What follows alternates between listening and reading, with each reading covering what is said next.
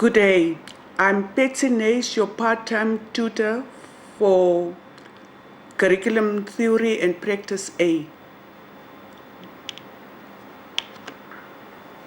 May I use this opportunity to welcome you to the Examination Preparation Contact class at the Institute for Open Learning, IOL.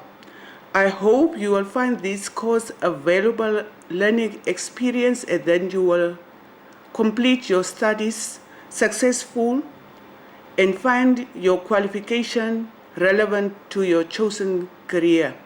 I hope that this contact class will be of great importance to you. Let's quickly have an overview of what we have done over the semester. In Unit 1, we have focused on the discussion of the contribution of philosophy towards curriculum development, whereby we have projected on the following concepts: an explanation of relevant Western philosophies concepts, the distinction between paradigms, models, and theories about curricula, the features and contributions to curriculum designs of some philosophical thoughts, how philosophical schools of thoughts are observed in the practice of Namibian education. In Unit 2, remember, we evaluated the influence of ideologies on curriculum practices. We defined the concept ideology. For examination purposes, it's very important that you look at your concepts and your definitions in general. We have evaluated the curriculum practice of ideologies. We analyzed ideologies, the roles that they play in Namibian education, as well as the ideology that is applied in Namibia. In Unit 3, we have looked at a critic on curriculum design models and their relations to curriculum orientations and foundations. We focus on the relationship between curriculum models and curriculum theory and practice. We concentrated on a critic of a process descriptive design model and its relation to curriculum orientation and foundation. A critic of a product prescriptive design model and its relation to curriculum orientation and foundation. A critic of a subject-centered design model and relating to its curriculum orientation and foundation. A critic of a learner-centered design model and relating it to curriculum orientation and foundation. The learner-centered design is very important.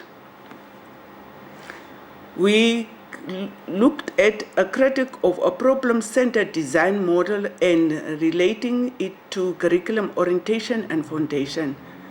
The different structuring of knowledge in different curriculum designs or frameworks. The models applied in Namibian senior primary schooling. We finally look at the comparison of Engelbrecht curriculum design steps with the process and product design model.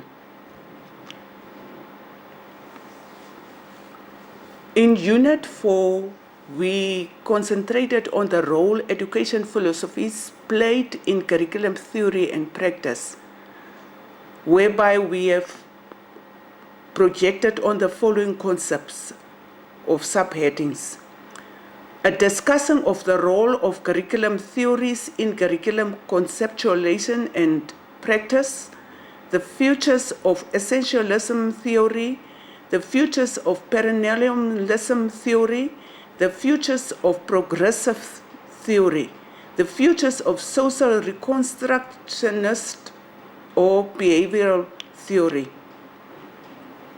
We continue to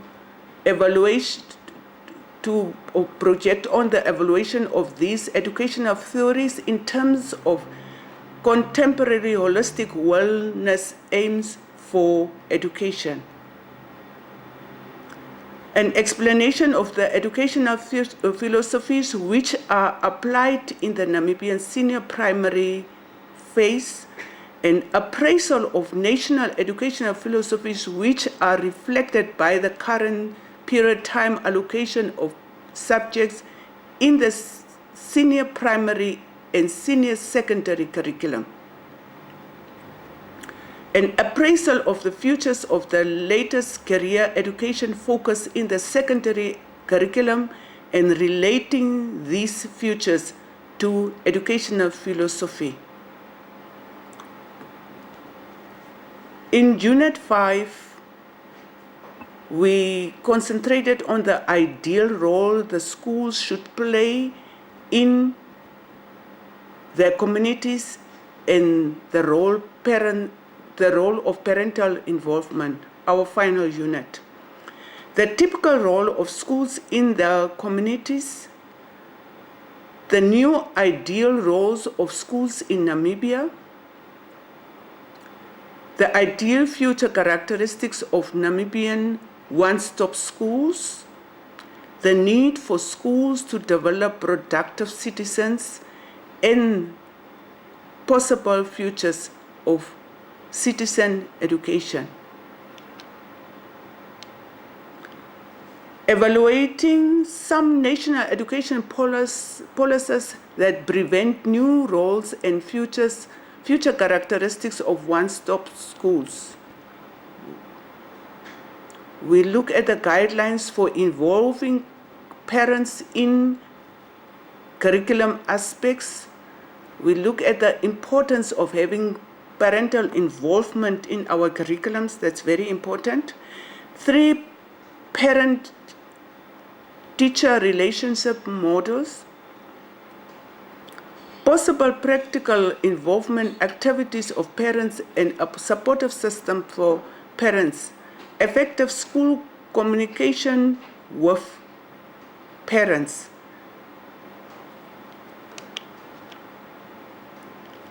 Let's quickly look at examination preparation. How do we prepare ourselves for the upcoming exams?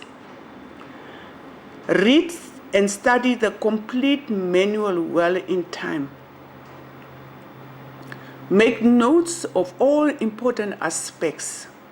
See how issues can interrelate across the manual and with other prescribed books. Remember, examination is about application of knowledge. It's very important that you rest well the evening before sitting for an examination paper. And I can't overemphasize the importance, the prudence of relaxing before exams. Examination tips. Study in advance to avoid pressure and unnecessary stress. Make sure you are early for examination. When you get your paper, write down your student number and read the instructions carefully, especially the ones on the front page. May I emphasize this point? When you get your question paper, write down your student number, very important. Read the instructions carefully, very important, especially the ones on the front page. Attempt the questions that you know first to avoid wasting time on one question.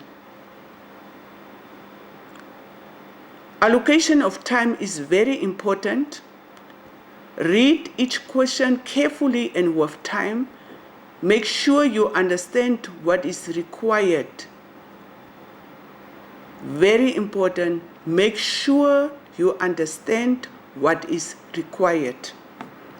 Look at key words and actions required. In order to do well in the exams, it will be important for you to distinguish the following terms or phrases: state, explain, differentiate, enumerate, discuss, outline, and define. Let's look at the descriptions of these concepts, of these words, action words. State: to describe the main point in precise terms. Use brief, clear sentences. Omit details or examples when necessary. Define: to give the formal meaning by distinguishing it from relating terms. This is often a matter of giving a memorized definition, or better, in your own words. When you give it in your own words, there's no way you can miss out on words. Explain: to explain, you have to give details. You have to support the explanation with examples wherever is necessary. Enumerate: to list, name one by one. You don't need to discuss or give details. How do we differentiate? To give differences between concepts. Outline: give a general summary. It should contain a series of main ideas supported by secondary facts. Show the organization of the idea.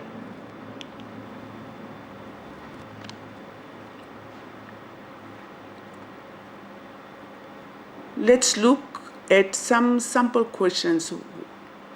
How do we, of which type of questions can we expect for the coming exams? Critically analyze variants of philosophy of liberation education as opposed to banking education, and how that can promote participatory development for the oppressed. Discuss the 4 distinct approaches of humanistic education. Analyze 7 tenets of the learner-centered approach to education and give practical examples of how, as an educator, you can use them in classrooms. Identify 5 curriculum design principles and give 2 importance of each of the above principles in curriculums. This is but examples.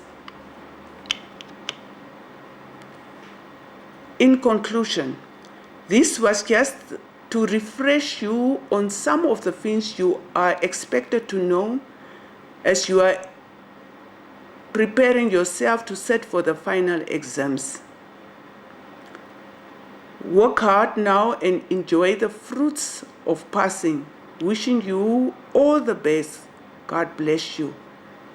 Good luck. The purpose of learning is not to give exams in class and forget about it, but to increase the knowledge until they possess an area of the earth for God's Almighty.